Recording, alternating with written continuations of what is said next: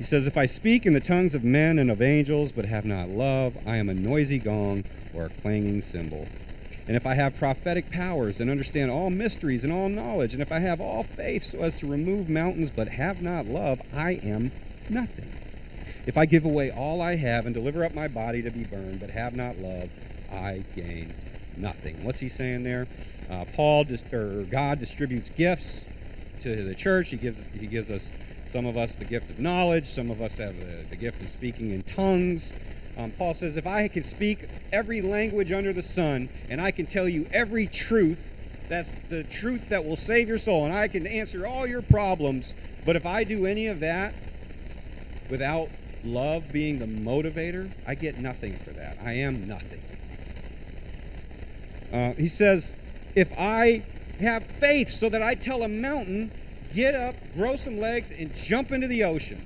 Kind of like what Jesus told his disciples they would be able to do if they had faith of a mustard seed, right? But he said, if I have that kind of faith, but I'm lacking in love, it's worthless. It's worthless. Love is a prerequisite to all the other virtuous things. You could go to college and want to take a class on whatever, but if that class takes, you have to have some prerequisites first.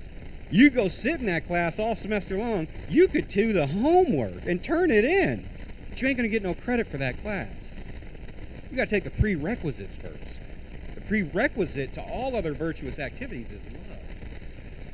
We all know the guy Joe, who will give you the shirt off his back. Joe's a good old guy. He'll give you the shirt off his back, right?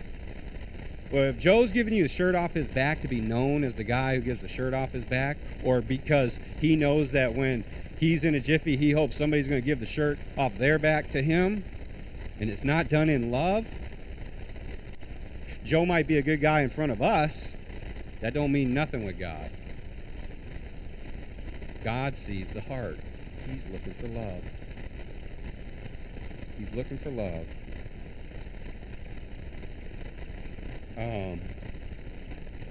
How do we know love?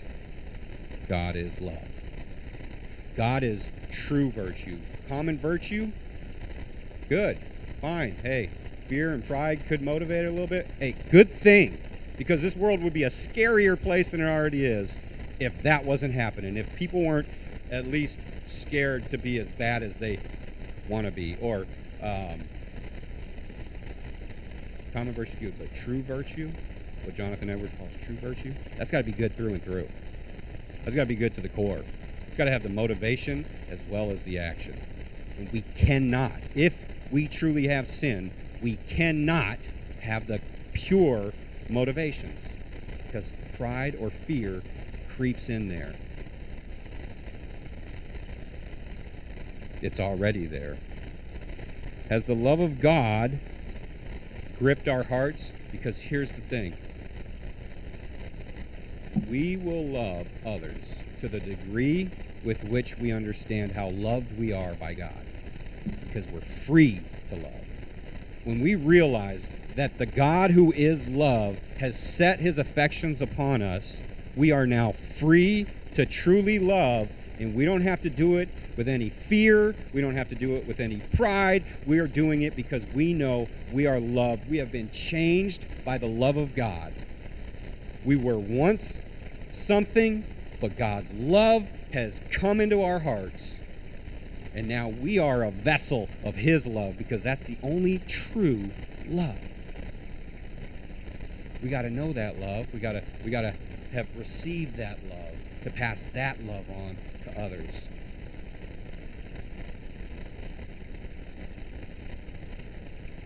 Love is a prerequisite.